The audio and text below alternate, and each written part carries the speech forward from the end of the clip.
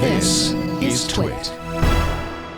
Samsung announced 3 new products at their IFA version of Samsung Unpacked in Berlin. The Samsung Galaxy Note 3 is an iteration of their large form or phone or phablet, whatever you want to call it. The Note 3 has a 5.7-inch screen, comes with a new textured back. You can get it in black, white, or pink. Samsung also announced a new Note 10.1 that's thinner and lighter. And of course, what you all were waiting for, the Galaxy Gear Watch, available for $299, compatible with any of Samsung's Android 4.3 devices, mainly the 2 new Notes and the upgraded Galaxy S4s. The Note 3 and Gear will be available September 25th in 149 countries, and all 3 devices will be available in all countries in October, including the US and Japan. IFA doesn't start until Friday, but Sony's already announced the Xperia Z1 phone with a 5-inch full HD display and the newest Snapdragon processor. You can get that in black, white, or purple with back cover. It's fully waterproof, so says Sony. And if you're a developer, you can access the API to add some functionality to the camera software. Sony also formally announced the QX100 smart lens with the image quality of Sony's RX100, but for Android and iOS smartphones. Both the Xperia Z1 and the QX100 have Wi-Fi enabled, NFC, and Bionym image processors. The Xperia Z1 launches this month. The QX100 will ship later in September for $250. Get your calendars out and mark November 22nd as the launch date of the Microsoft Xbox One in 13 countries. Which 13 countries? Well, here goes. Australia, Austria, Brazil, Canada, France, Germany, Ireland, Italy, Mexico, New Zealand, Spain, UK, and the USA. The console will retail for $499 in the US. The Sony PlayStation 4 launches on November 15th for $399. Oh, and that Wii U, by the way, is still out there with that nice price cut of $299. Fingerprint sensors, champagne gold-colored iPhones, but really, what's an Apple pre-announcement rumor without an Apple television rumor? Well, GigaOm's got you covered. Panjiva, a supply chain analyst, puts forth the following evidence culled from bills of lading filed with the U.S. Department of Homeland Security.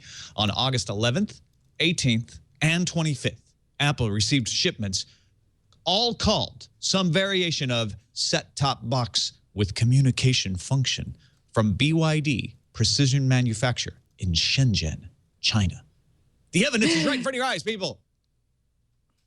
Okay, hard to follow that one, but Google Authenticator, an app that generates 2-factor authentication codes for services that offer that additional security layer, has had a little issue with its latest update for iOS, namely that it disconnects all services that users have already connected to the app, you know, like GitHub or Twilio or Evernote, and then they have to be resynced all over again. And when you're talking about 2-factor, that's really annoying. Google says it's working on an update to fix the problem.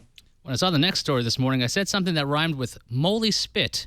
HDMI licensing just announced HDMI 2.0 officially. The new standard will be able to carry bandwidth of 18 gigabits per second, handle up to 32 channels of audio, and show video with a resolution of 3840 by 2160 at 60 frames per second. HDMI 2.0 will even use the same style connector. Moly spit indeed. Truck, yeah. On the anniversary of the issuance of George Eastman's roll film box camera patent back in 1888, we have news of Eastman Kodak emerging from bankruptcy. Late last year, Kodak sold 1,100 of its patents for $525 million to help save the company. Kodak will now focus on high-speed digital printing and other business imaging needs like packaging, functional printing, graphic communications, etc. The personalized imaging and document imaging business were sold to Kodak Pension Plan. Several major memory suppliers have stopped shipments or postponed them anyway after SK Hynix Semiconductor's memory fabrication plants in Wuxi, I'm probably saying that wrong and I will hear about it, China, went up in flames this morning after a chemical explosion. Reportedly, suppliers would like to hold off with shipments until they know the full extent of the damage to the Hynix plants, as well as the effect on the market, potential one anyway. SK Hynix has since released a statement that the fires have been extinguished. Alcatel launched 2 new smartphones. Alcatel's new Android 4.2 flagship, the One Touch Idol X, has a 5-inch IPS display, 1080 by 920 screen, Dragon Trail glass, also carries 2 gigabytes of RAM, a 2,000 milliamp hour battery, and 3G. Yeah, it's European, so 3G. The single SIM model has a 8 gigabyte storage internal and expandable to 32 gigs. The dual SIM model is an unexpandable 16 gigabytes. Then the One Touch Hero has a 6-inch IPS display at 1080 by 920, 16 gigabytes of expandable memory, dual SIM, a 3,400 milliamp hour battery, and no release date or price date for either one. Bionym announced the Nimi wristband that uses your heart electrical activity to authenticate you to a variety of devices. That would mean if you wore one of these wristbands, you'd be able to unlock a car door or log into a website just by having a beating heart. Now, if having a heart is difficult for you, the Nimi also supports gestures. The Bionym Nimi wristband is up for pre-order right now for $80 and will ship early next year.